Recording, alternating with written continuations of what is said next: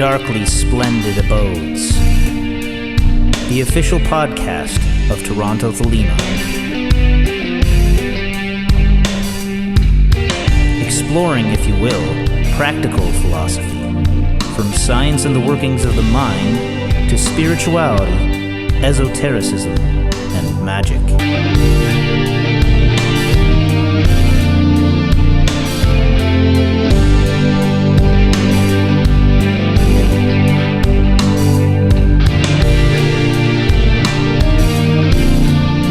Stooping down, dipping my wings, I came into the darkly splendid abodes.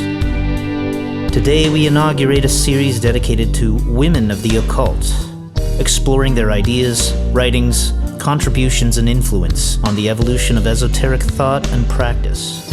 In our present discussion, Rosemary Stehlik and I focus on Dion Fortune, author of works on magic and Kabbalah, as well as a practicing magician and founder of the temple system, the Society of the Inner Light.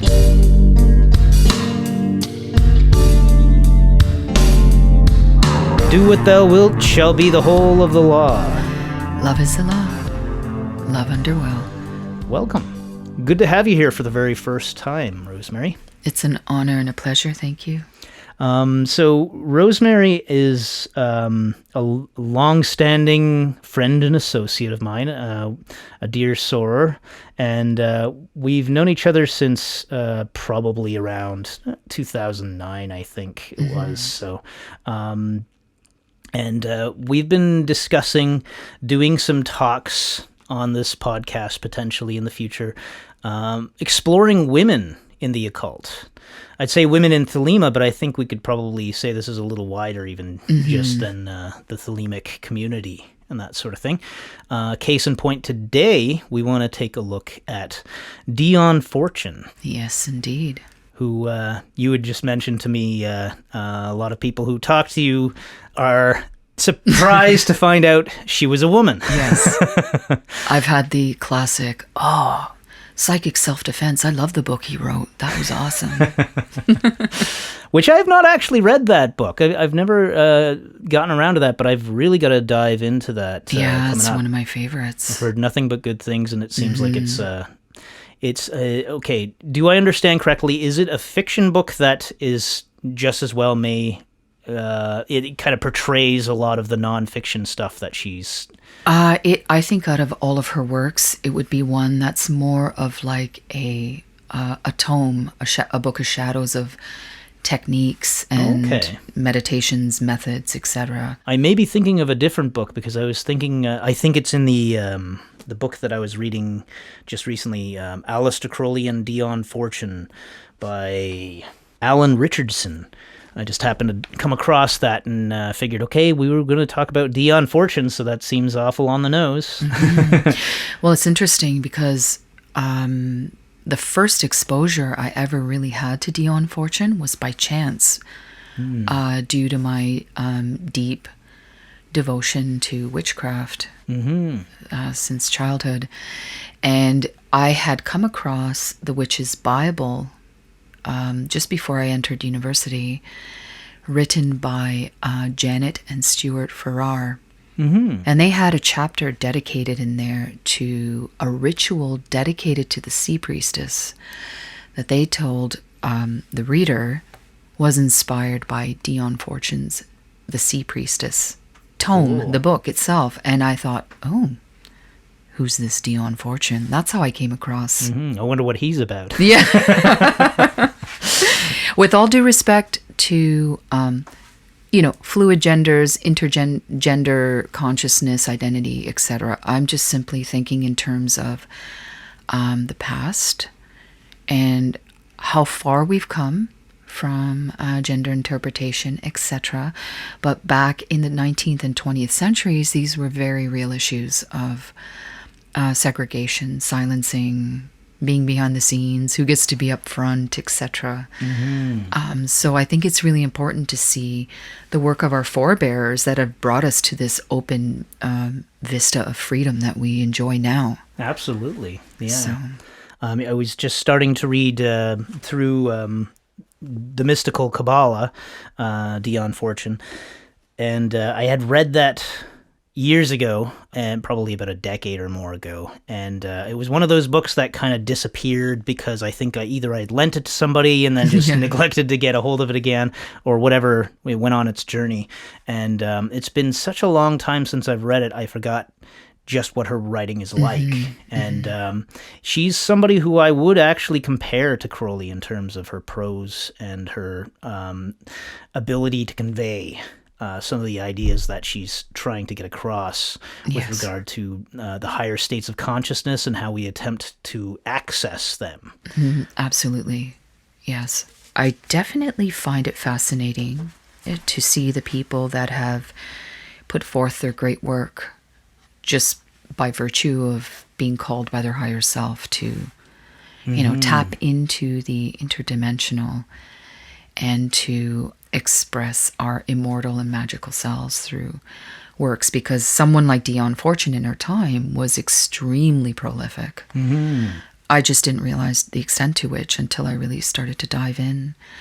Not only the novels and the manuals of practicum, but essays, lectures, etc. Yeah, I mean, just to set the stage, I suppose, we haven't gotten, with the podcast, we haven't had a lot of necessity to dive too much into people's biographies, just to lay out on the table or anything like that. But just to give some context, Dion Fortune was contemporary with Crowley. I forget exactly when Dion Fortune was born. She was younger, I think 94? She was born on December 6th of 1890. 1890, okay. And she was born as Violet Fraser Firth in North Wales, and was a daughter of an upper middle class family. So she had a traditional Christian upbringing and had access to higher education, and did lean toward studying psychology. That eventually kind of tipped deeply into counsel and mediumship. It's just like, just suddenly took this intense turn and went full bore esoteric. Yeah, and it seems like a lot of the psychology studies she carried over with her. That's right. Yeah. And she was highly influenced by the Theosophical Society, as established by Madame Blavatsky. But she had an aversion to religious authority. So for all of her traditional sort of consciousness that people perceive now, at the time she had a very kind of like a suspicious relationship to the establishment. So she was highly influenced by the Hermetic Order of the Golden Dawn and all of their, more sort of mystical explorations into tapping into one's higher self.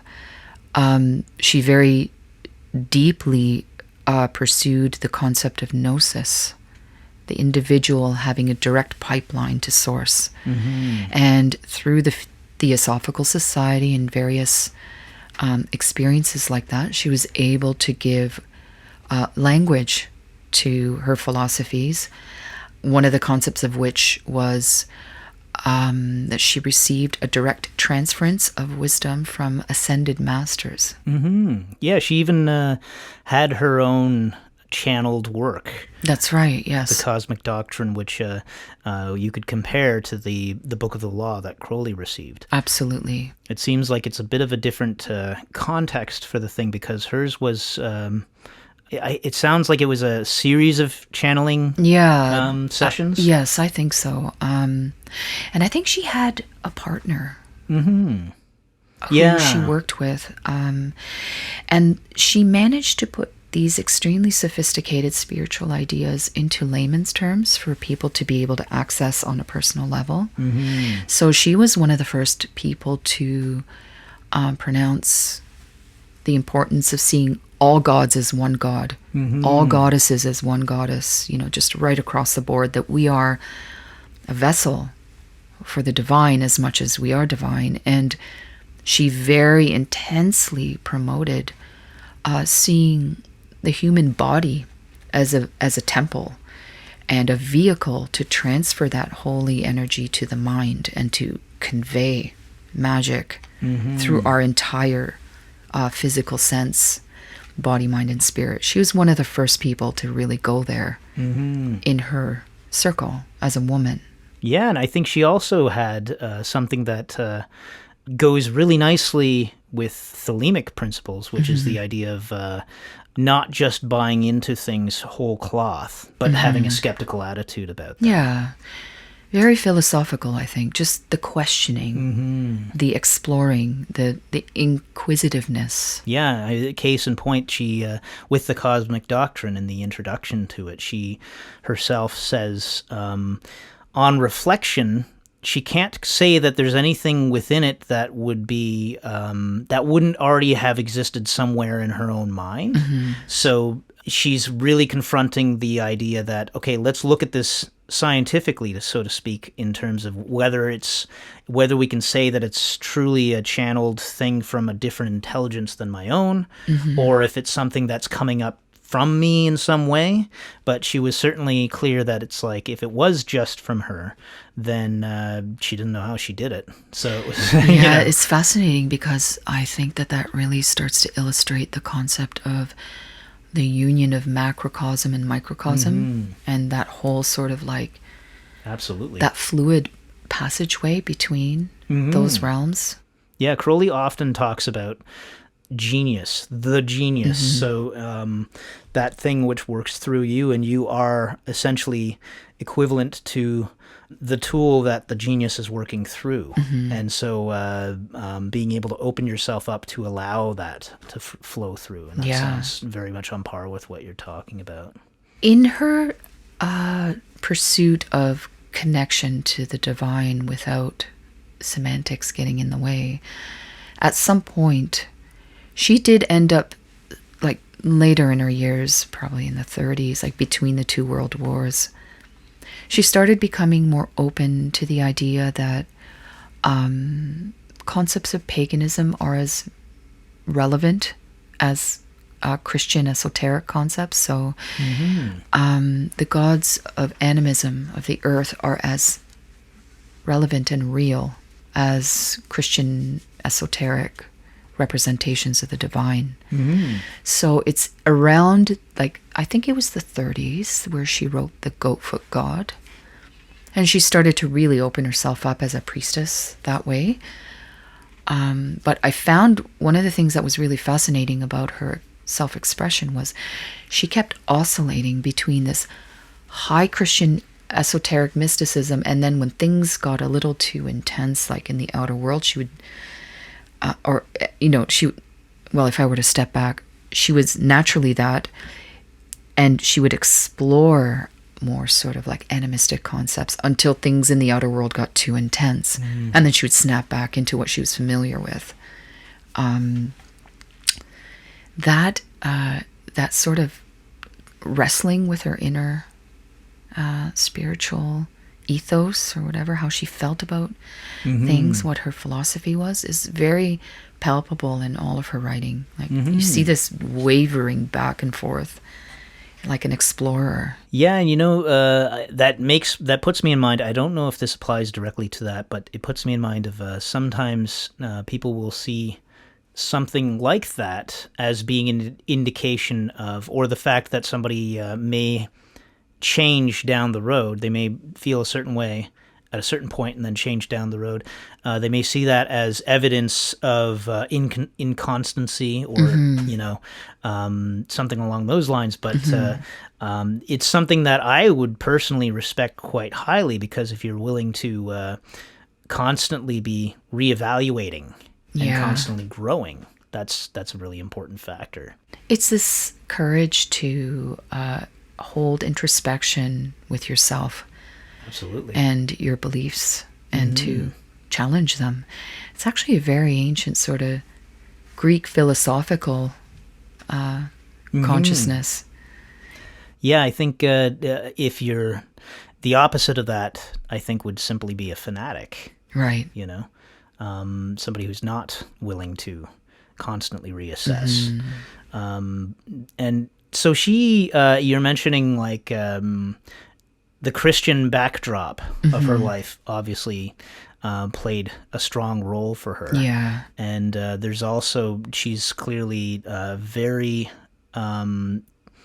very taken with, or very into, very into a lot of the British kind of pagan backdrop as well. Yeah, like she was fascinated by the, as I like to call it, like the pre-Christian earth-based animism of individuals indigenous to that land. She felt a very strong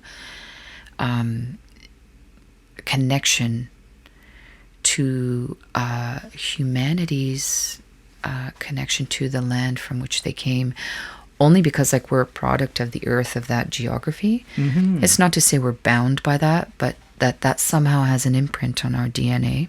Absolutely. So you think about, someone wandering through the Black Forest.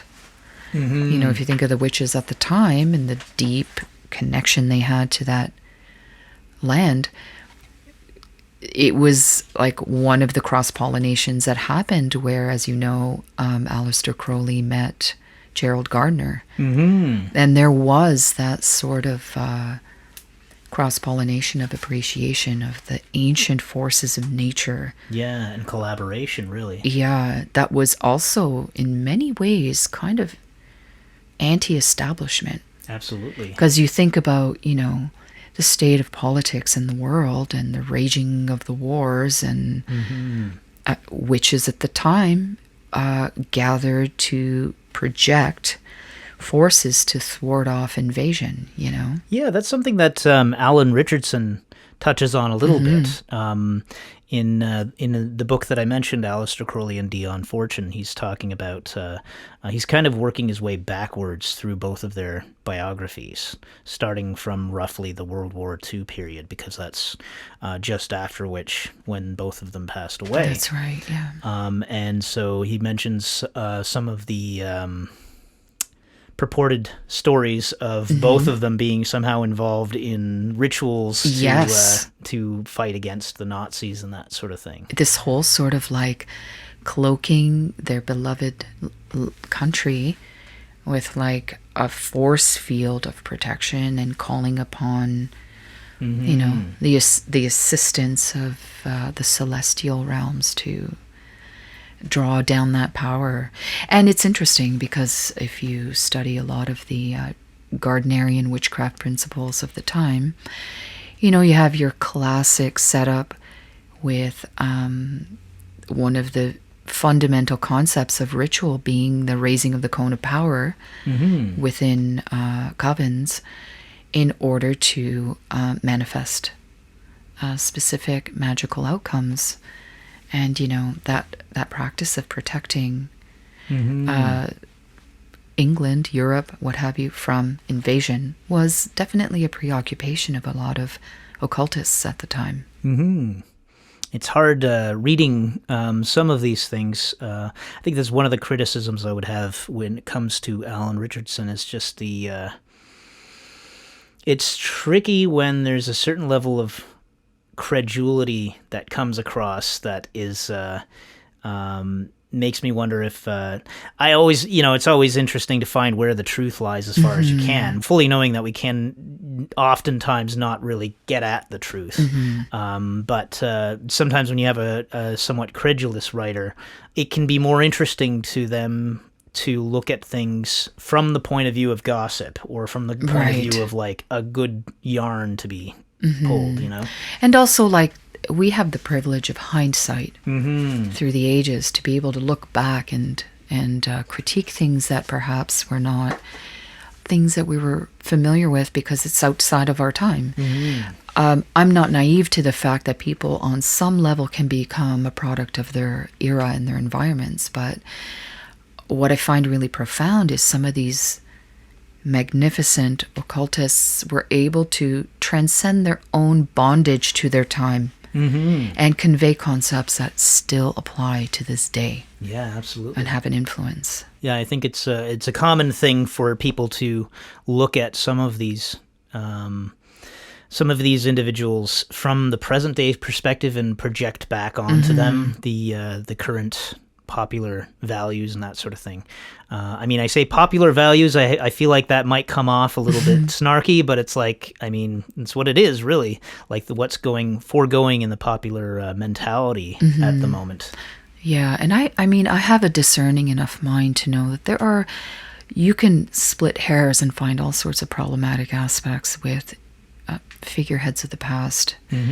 But my focus has always been on what is it about the individuals that have influenced us through time that represents this sort of deeper fabric of sacredness that binds us as a human species, and elevates us beyond our mortality to our immortal selves. That is what really I think is my focus when I think of a lot of these individuals. Not to turn a blind eye, because I also see the problematic human condition that makes anyone insufferable. But the same could be said of us, Yeah. Well, that's the thing. I think it's important to be authentic. Yes, and part absolutely. of that authenticity is being able to acknowledge the problems and acknowledge not just the problems that other people have, but the problems that we ourselves are carrying around with us.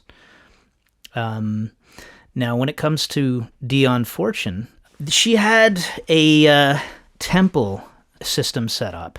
She did, yes. And it sounds to me like I don't know a lot about it, so I'm going to just sort of, throw darts at what I do know. But basically, it sounds like there was like an outer court that was sounded much more Christian from just the superficial. Like this sort of energy of a sanctum sanctorum within, and then the outer courts, as you've mentioned. And she came from, as you say, the Golden Dawn background. It sounds like she was kicked out of the Golden Dawn, judging by what Alan Richardson was saying. I'm not sure if that was accurate or not, but it sounded like she was kicked out because of, well, the same reason that Crowley was purported to be kicked out, which was revealing temple secrets in her writings, which she, in her writings, specifically says she won't do. But I guess if this is correct, if this information is correct, then I suppose the temples saw it differently. Right.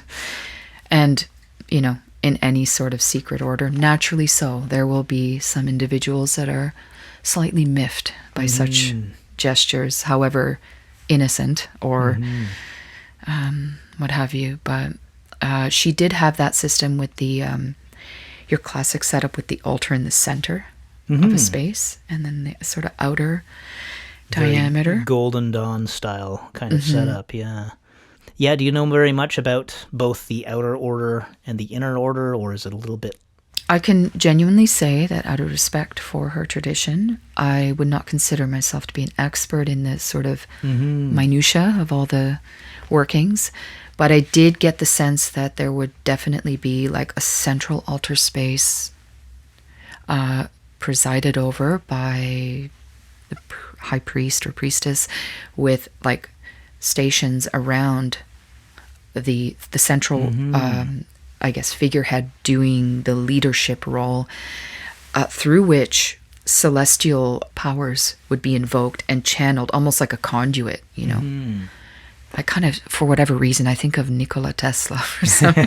I just think of that sort of like the electromagnetic frequencies coming through the portals of the human representation within that circle, as is embodied by the people involved, and then it channeled to that central point. But I will in no way, shape, or form disrespect Dion Fortune's method by striving to explain what she did, because I would say I'm in the dark with that. I'm sure there are many out there that, if they could offer their insights into the details of her tradition, I would be fascinated to it sounds like she's very much like reading the mystical Kabbalah.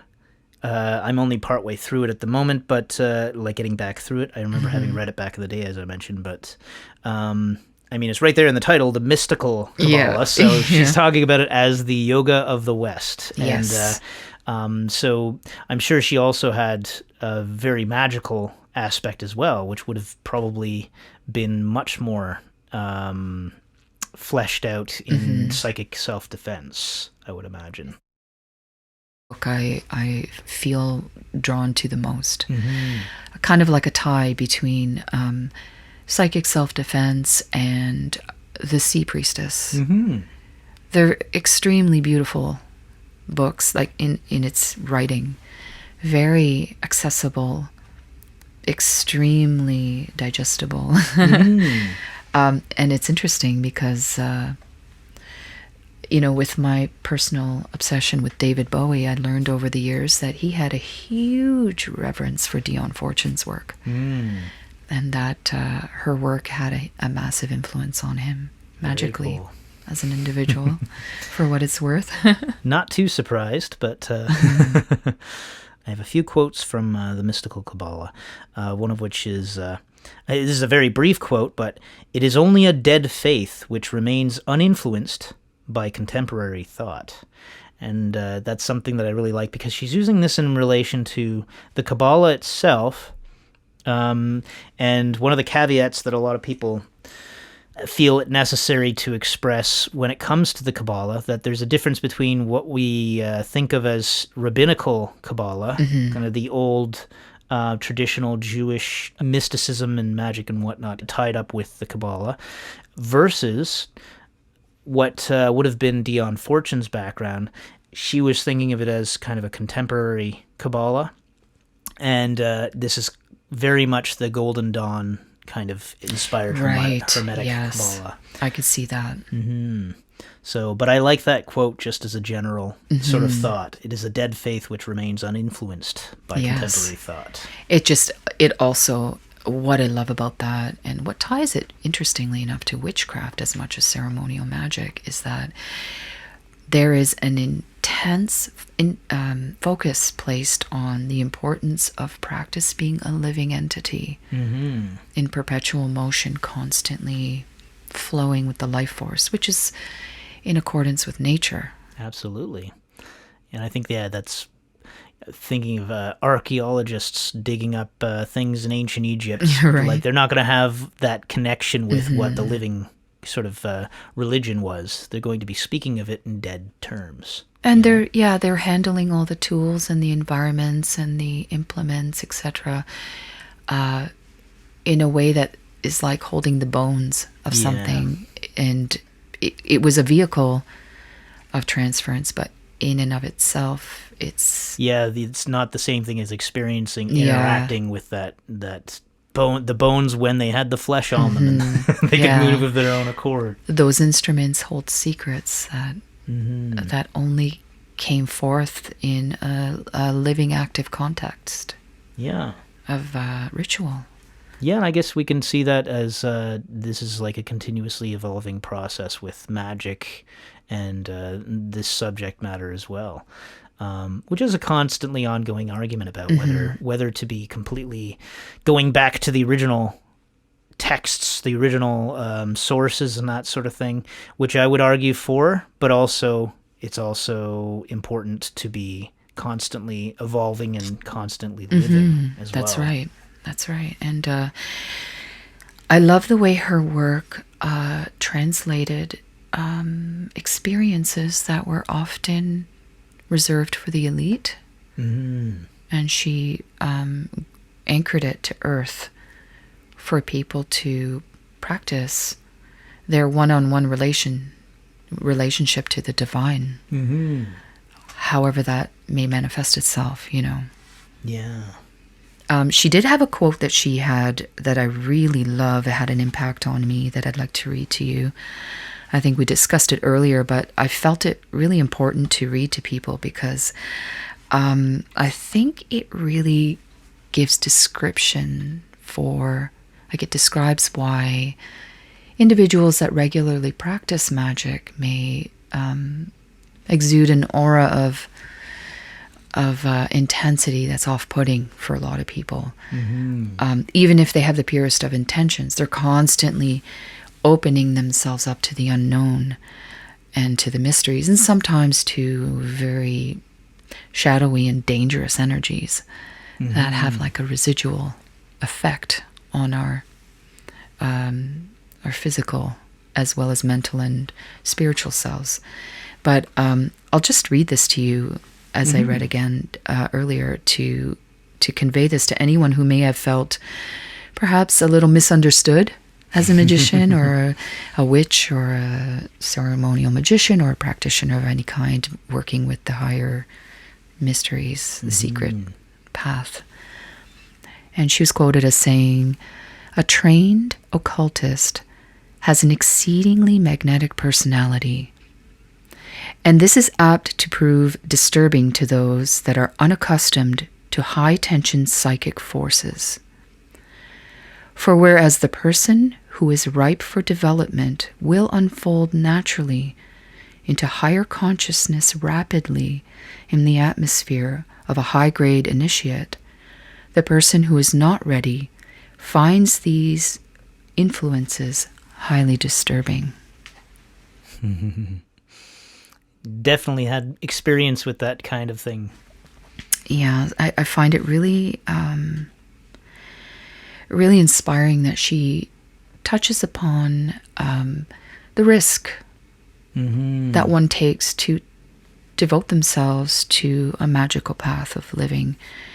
And it kind of is a warrior's path as well. You have to face a lot of pushback, I guess. Yeah, absolutely. And you have to face a lot of people projecting misunderstandings or their shadows or seeing you as subversive or dangerous or to be silenced or any of a host of other things that a practitioner would find uncomfortable, but it's necessary as part of the path. Absolutely. To walk the path that reflects the courage of your convictions. Yeah, I think I've definitely experienced that kind of thing where, generally speaking, like I know for myself, for instance, I know the type of person that I am, and I know the type of person that I would like to think that I convey, but there have been, over the years, there's been the odd person who sees me as somehow dark and somehow dangerous in some way. Like that's a bad thing, but what they're not digesting is that you have a healthy relationship to your shadow self and to the divine, but it may just be off-putting for them because they're not ready yet to go there. And I think, it's interesting because I think you're right. It's kind of like most people tend to have to be guarded and kind of closed to a certain extent and then able to open up when they feel safe to and that sort of thing. But I think that, working with these kinds of energies and things causes you to be a little more open, and some people can pick up on that. Yeah. And that can be a little bit disturbing if you're not ready for it. Because humanity as a species is a very deep and intuitive creature. And it's no judgment upon where someone is on the path. We all reach where we need to at the right time, in the right way, in the right moment. But because people, some folks are more open to being a vessel or receiving, it could prove to be disturbing to someone that is just simply not ready for that. And it's another form of, I would like to think of it as the kung fu of occult practice, where you have to kind of push and pull and be sensitive and compassionate to the human condition outside of your own vision, still maintain your practice and everything, but sometimes you have to a little bit of smoke and mirrors to I think that's something I've learned over the years is having well-defined boundaries when they're appropriate is kind of an important thing. And to keep silence is one of the virtuous tenets. Of the Sphinx. Yes. Yeah. Well, we're at it. Let's pull another quote here. Okay, and while you find that, I want to correct my name of Dion Fortune. Her birth name was actually Violet Mary Firth. Mary. This was her middle name. Violet Mary Firth. Yes. Side note.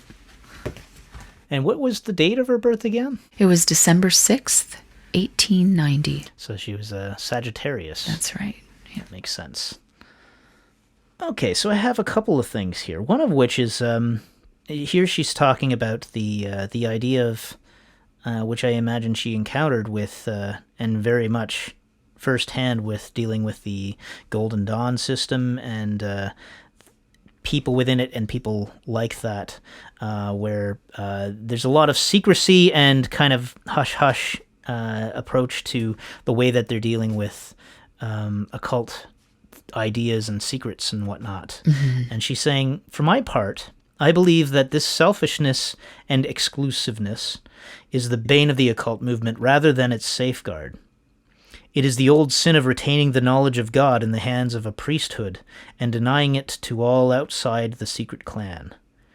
Justifiable enough when the people were savages, but unjustifiable in the case of the modern student. I think that's fairly reasonable. It's really cool how, at least for me personally, I pick up this constant yearning to open up one's self to that higher mystery and not have these mechanisms of fear and authority. Yeah. And I mean, within ritual, there is a certain level of importance that should be adhered to when it comes to like time and measure, and when certain aspects of a ritual moves from one phase to another. These are sacred things, but I get the sense that she's always like having to face like the greater organizations of like church and, you know, like the keepers of the structure that are determining the properness of how things should be conveyed, like these extra bodies that she just simply wants to divest herself of. Yeah, and you know, I feel like there's a lot of these things kind of develop over time where it's like trying to maintain the secrets for there's reasonable ideas behind it a lot of the time, where it's like, okay, well, if somebody goes through this temple system, then they're going through the initiations, they want the things revealed to them in the right time so that it takes the full effect that it's supposed to have, and that sort of thing. And that's the argument for a lot of the secrecy. And that's sacred. There's sacredness. That's part of the in sacredness, that. You're right. Yeah. But then I just get the sense that a lot of times there was, you know, due to society, to era, to experience, to what class she may have experienced in growing up in England, that there was a certain sort of fight all the time to rend the mysteries from the covetous and, you know, disseminate it amongst humanity to help us all evolve. Yeah, and that seems to really be the driving force for her, is sharing these ideas so that it's facilitating others. Do you feel like she was... I almost feel like that was a stupid question. I was going to say, do you feel like she was hindered by being a woman in her work? I would say yes, on some level. I mean, she had more privilege perhaps than other women at the time, which allowed her to navigate certain realms perhaps that others could not.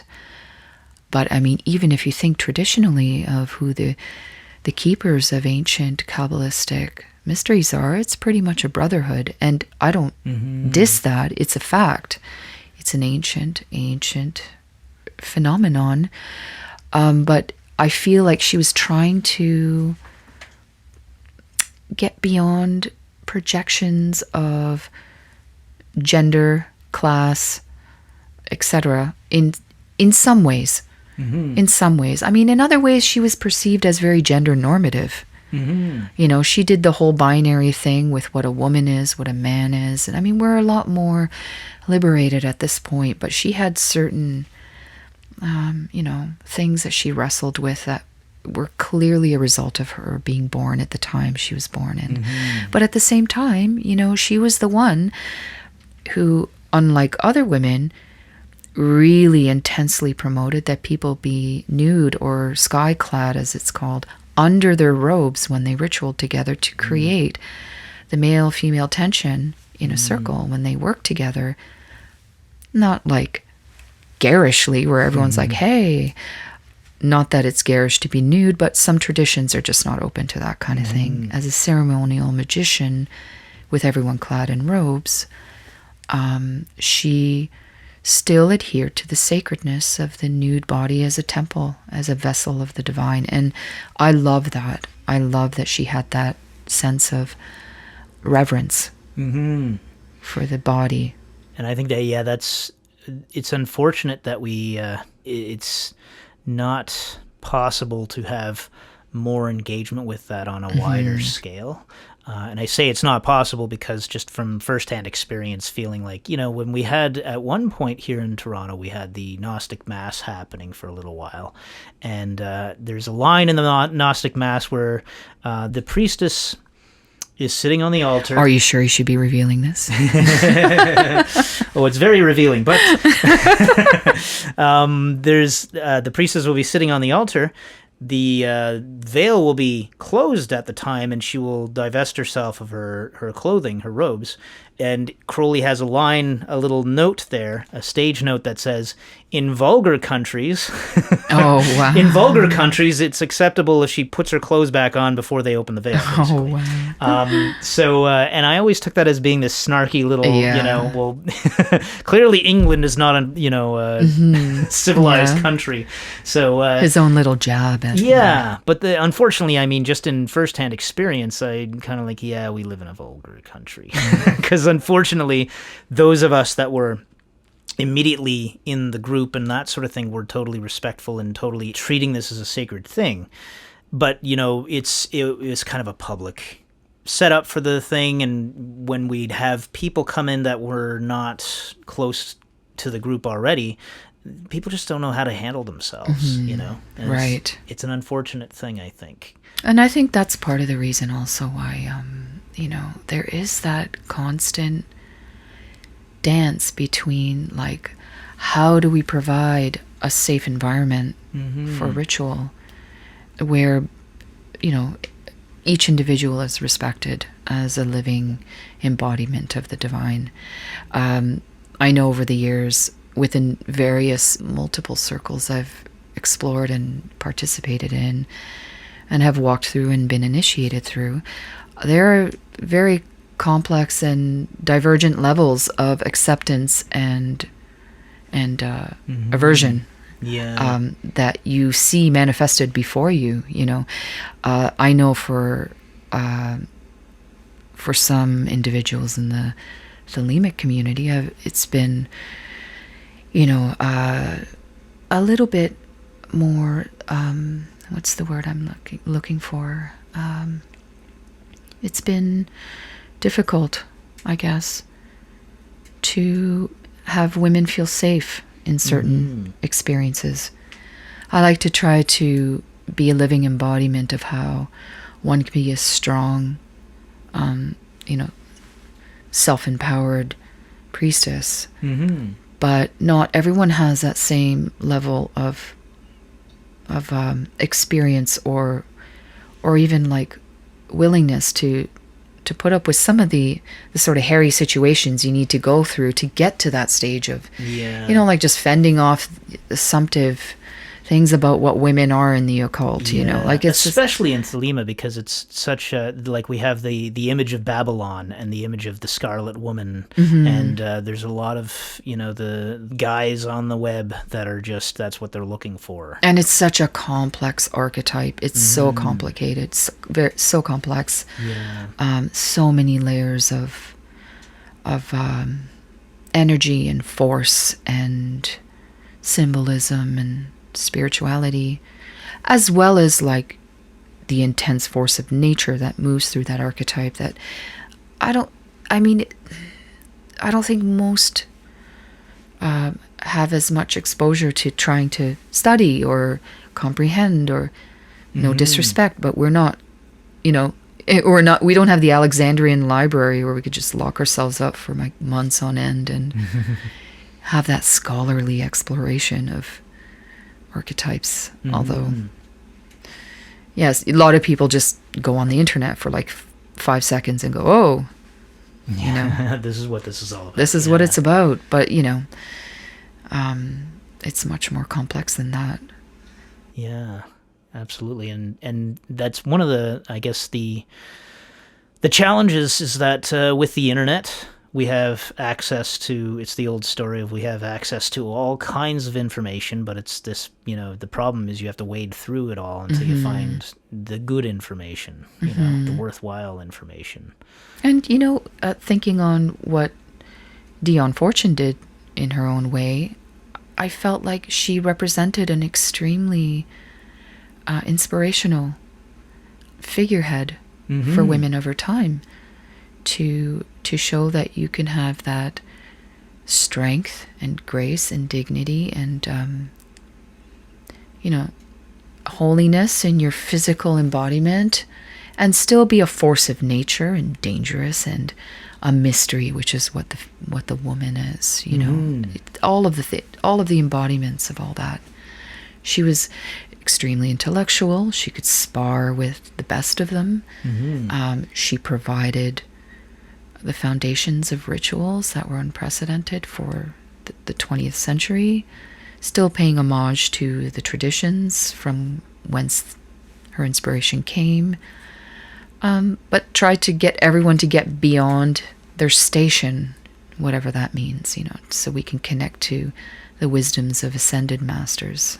Yeah, her writing is, having re-engaged with it. I don't know if I said this earlier just when we were conversing or if I had said it when we started recording or not, but I feel like her writing's up there with Crowley's in terms of just the way that it's like very intellectual, as you say, and yet able to deliver these ideas in a very clear way, more so than Crowley in a lot of cases.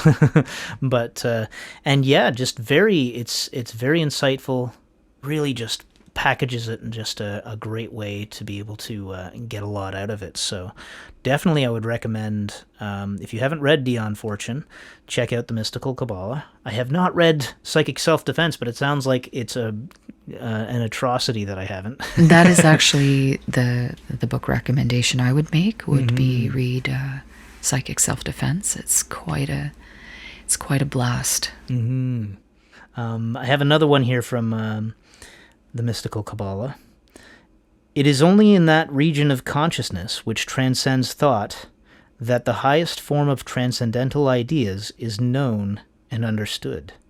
So here, she's talking about the difference between what the mind is capable of grasping and the fact that the things that we're attempting to access are beyond that. And the Kabbalah is enabling us through the use of symbols, to reach beyond what the mind is capable of grasping with normal thought. She goes on to say, mystics have used every imaginable simile in the endeavor to convey their impressions. Philosophers have lost themselves in a maze of words, and all to no purpose so far as the unilluminated soul is concerned. The Kabbalists, however, use another method. They do not try to explain to the mind that which the mind is not equipped to deal with. They give it a series of symbols to meditate upon, and these enable it to build a stairway of realization step by step, and to climb where it cannot fly. And there's this brief little sentence right immediately after that I like. The mind can no more grasp transcendent philosophy than the eye can see music. That's a good analogy for that. Says the music teacher. Excellent.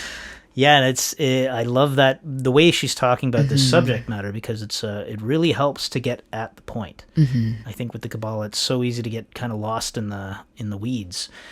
So in this case, she's bringing it to the fact that this is essentially dealing with metaphysics in the sense that it's something that's beyond the physical, like the physical senses and the normal thought processes and that sort of thing, and saying that we can reach beyond that and connect with this higher level of consciousness. Well, see, that's what I was about to address, is that even in the language she's using, it gives you the impression that she's saying there's certain things we can't reach, but the fact that she does unveil that we are actually not only reaching that through specific rituals, meditations, symbols, etc., but we are actually of that, which is why it's not beyond us. There is the illusion that it's beyond us. Yeah, that's very true. that is like an inspiring mind expansion for people that wouldn't have considered that. It's like, oh, I'm actually of that. Mm-hmm. It is what I am. It is only the layers of perception that keep me removed from the truth of that eternal self. Mm-hmm. And at least that's what I intuit a lot from her writing. Yeah. And as she says, the Kabbalah is based around the tree of life, which functions as a sort of map, both on the grand scale, a map of the universe. The macrocosm. Yep, and on the smaller scale, the map of the individual. Which we are its microcosm. Yeah. So that's definitely... I remember when I was first, I guess, before I even knew there was anything to Magick or anything like that, I'd done all kinds of meditation and that sort of thing. And I think at some point when I was in my early 20s, I got to a point where I was just kind of lost in an abyss. Mm-hmm. And I couldn't figure out how to go any further without having some kind of landmarks and some kind of map. Mm-hmm. And so when I eventually did discover the Tree of Life, it was like an aha moment. It was like, here it is. This is the map. It's cool. Like, we all find our way to peel back layers of illusion to our connection to the eternal. And I know that when I read the works of individuals like Dion Fortune grappling with the greater mystery of her eternal soul and existence, it makes me think of like epiphanies that I had with my own self-imposed bondages in my younger years, like when you're a teen and stuff, when you're racing through the tornado years of your 20s.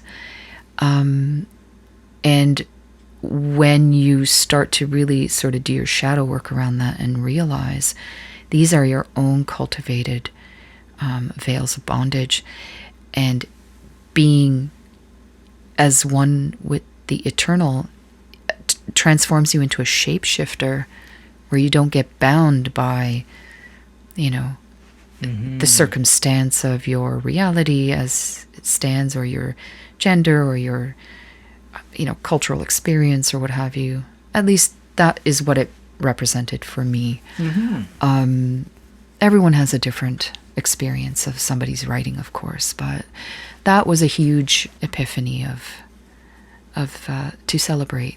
Yeah. She also uses the analogy of the kings of Edom as an example. In the Bible, there's the idea of the kings of Edom were the earlier kings, almost representing an earlier formation of the world that were warring amongst themselves, and they had to fall away so that a new kingdom could arise in their stead. And she's using the analogy to express the inner warring of the different parts of the mind, so that the kings of Edom are those different aspects of your own mind in that exactly that whole process that you have to go through. The legion that you sense is your singular self. So I like that. And I also like, I was debating whether or not to get into a thing about, because when it comes to Christianity and the idea of the Bible and that sort of thing, I think that a lot of occultists, especially Thelemites, are very averse to those things. And I have no problem being averse to Christianity, but I also have no problem reading the Bible and exploring Christian ideas or Christian thinkers, because personally, I like the idea of essentially cannibalizing all of it. Right. It's like eating the heart of the enemy, if you want to think of it that way. That is an eloquent way to put it, yes. I feel that a lot of the different traditions of religion in the world serve what they must for individuals on such various and complex levels that one cannot determine the good or bad or something. It has to be a very personal relationship. I've over the years become more in tune to vibrations and concepts and threads of themes and symbols and truths, and the semantics of things start to fall away from me. More like a direct transference of certain cosmic vibrations, whatever that is, as insane as it sounds. But I won't lie, I've had a long history of animosity toward, my experience with the Christian religion. But it took me a lot of shadow work and personal intellectual homework and stuff just to try to see beyond one's human aversions and just try to see the sort of like the sort of hawk eye view of what all of these things are, where they vibrate in unison. Yeah. I think there's much to be said for just opening yourself up to energies, frequencies, and don't get so caught up in the door frame that you're not moving through the door. I see the door frame as like the language that people get obsessed with. Yeah, it's sort of like, you're describing these things in very ambiguous terms necessarily. It's the same thing that Dion Fortune's talking about with this, these things that are beyond the mind's ability to categorize and kind of grapple with.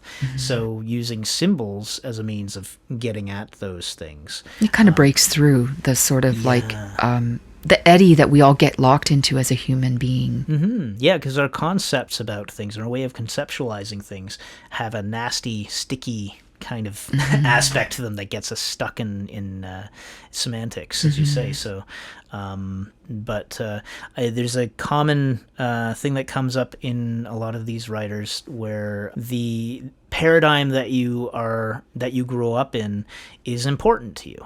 It's even if you're rebelling against it, it's the type of thing that there's a reason you're coming out of that, or you can perceive it as something that you need to process in some way. Yeah, like a necessary imprint upon the DNA of your soul in order to move through this third dimension. And I definitely feel like for myself, having been raised Roman Catholic, that was something that I wanted to be a Catholic priest as a kid, and then at some point just got disillusioned with it at the usual adolescent age, and then completely went, away from it, and then explored different things and had this complicated kind of, it's complicated with my relationship with the religion, but it was important to my development to, as something to engage with. So yeah, and I know for myself, I feel very grateful that I had an extremely diverse exposure to concepts of not only spirituality, but atheistic vibrations as well. Not necessarily from me, but from the figureheads around me. Our family, we, on my maternal side, we're Magyar Romani, so we're Hungarian Roma on my mother's side. So we had that upbringing of the pre-Christian animistic earth-inspired spirituality that involved, interpreting each other's dreams and reading tarot. I have family members that have read tarot. I grew up in that environment. A sister that reads tea leaves and coffee grains, and these things were working symbiotically while my mother had some fantasy about us going to Catholic school, like it would somehow make us acceptable in society.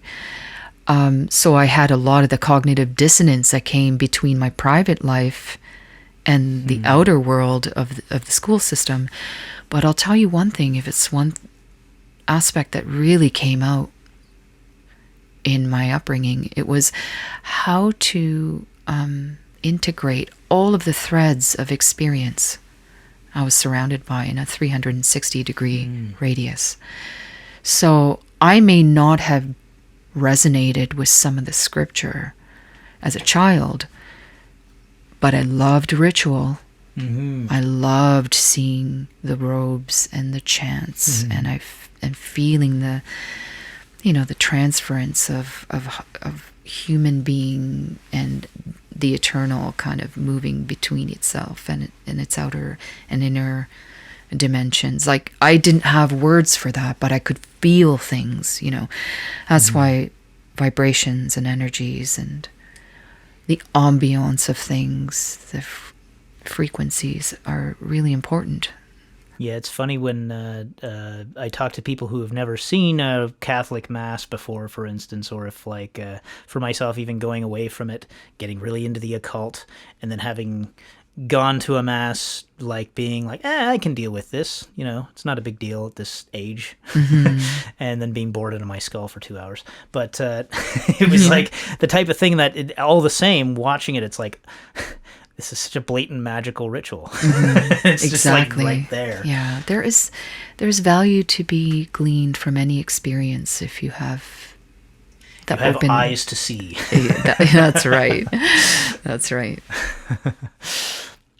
But bringing it back around, this is, I guess, relevant because, again, we've got Dion Fortune.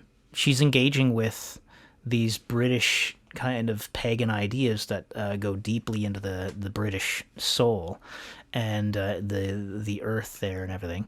And then, but at the same time, I mean, like I had mentioned, there's this outer court to her temple that seems to be a very Jesus-based outer court. I don't know much about it or anything like that. Well, simultaneously, it's interesting that you bring this up because she was grappling with this within herself. Mm-hmm. She really deeply related to the Christian esoteric vibration. She referred to Christ as an ascended master. Mm-hmm. Now, that's like a whole other world that I wouldn't even, wish to disrespect or dive into without someone who is actually a scholar of that. Mm-hmm. But I think my main point of bringing that up is that even within her own experience, having entertained pagan concepts, there was still the oscillation between, the ascended master Christ, as she referred to, that frequency, versus whatever she may have been intuiting from the wisdom of the earth around her in ritual. So I have respect for the fact that she still left herself open to, she didn't have to denigrate one tradition to elevate another. Yeah. She found a way to create a tapestry. Yeah. And it does seem like there's a lot of syncretism. If I'm getting the word right, but bringing together different ideas from different religions and that sort of thing. It was a very big movement at the time that both Crowley and Dion Fortune, that whole period of time that they were flourishing in, was heavily into the idea of combining ideas from different religions and comparative religions and looking for the similarities between things that connected things.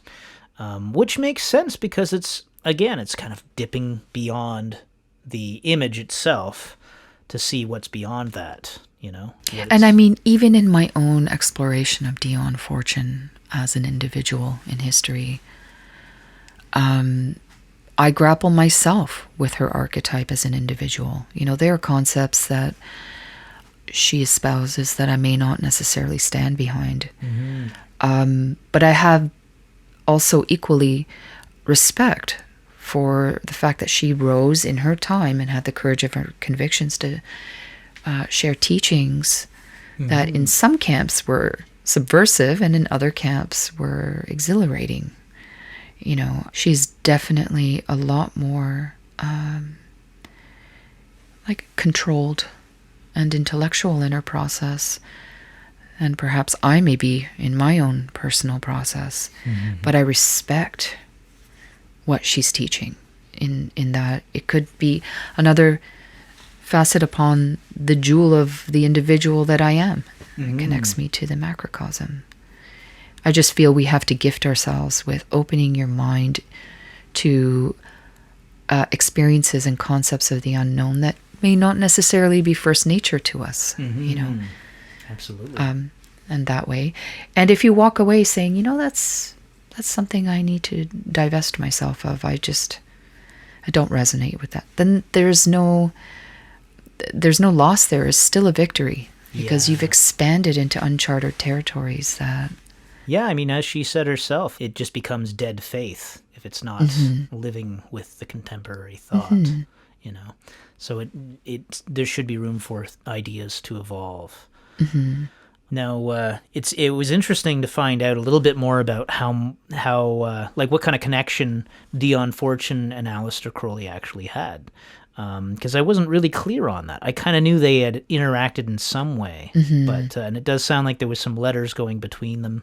And there was one letter that Alan Richardson quotes in his book that Crowley says, I think he's writing to somebody else, but saying that he had sent her the MM, which is kind of, I think Alan Richardson assumes that meant the minutum mundum, which is the little world, and I guess assuming that it was a chart of the microcosm. Oh, intriguing! Yeah. But and he says, well, clearly she would have known what that was, and she would have been familiar with it anyway. So, but it made me wonder if maybe, because there's like nothing said outright, but there is some allusion to the idea that maybe she was interested in the OTO.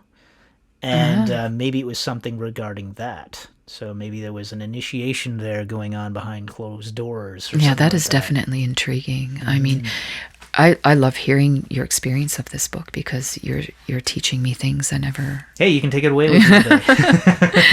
It's intriguing to see all these other facets unfolding. Mm-hmm.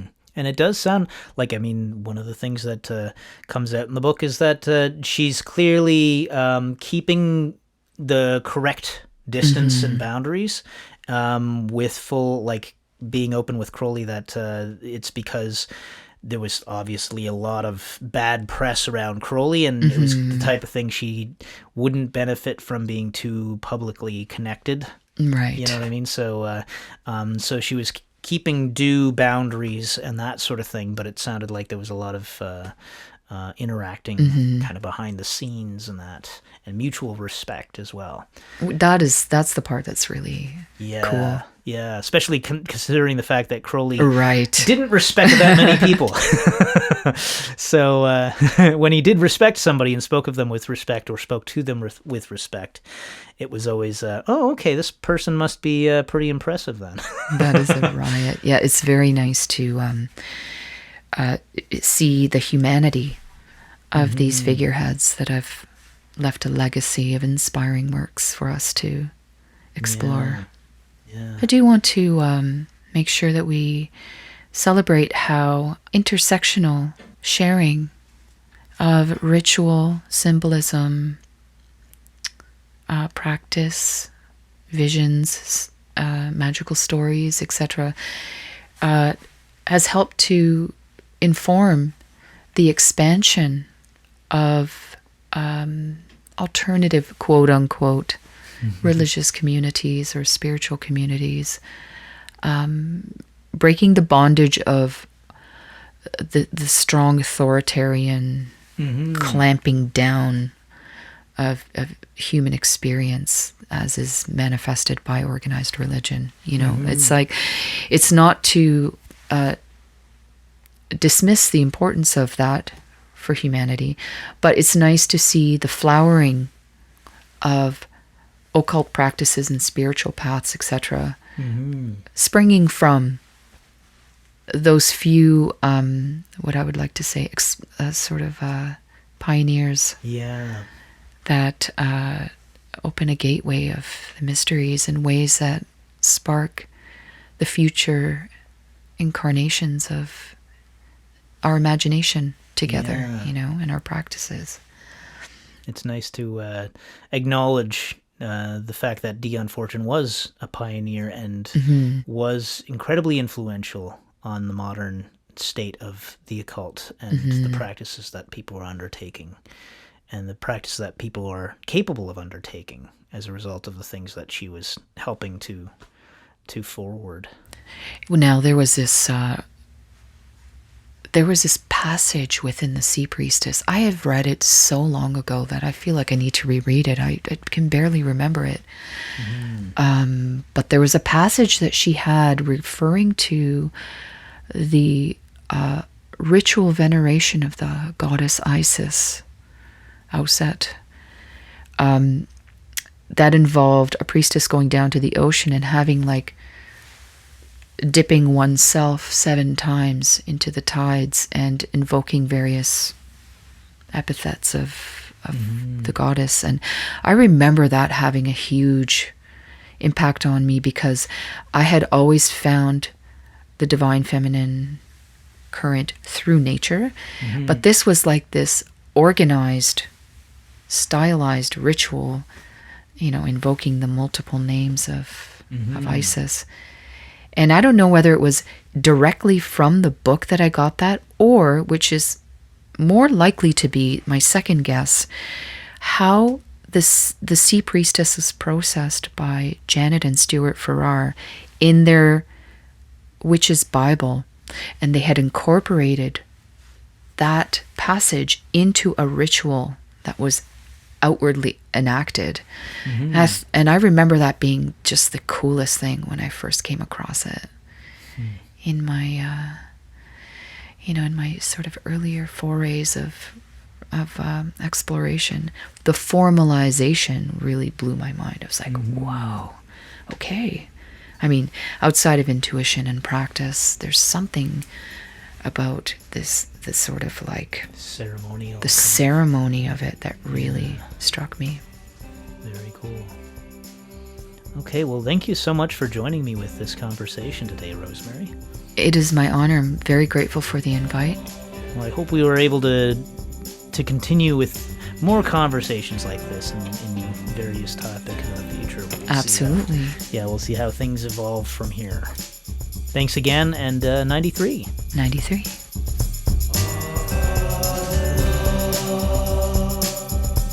Thank you for joining us.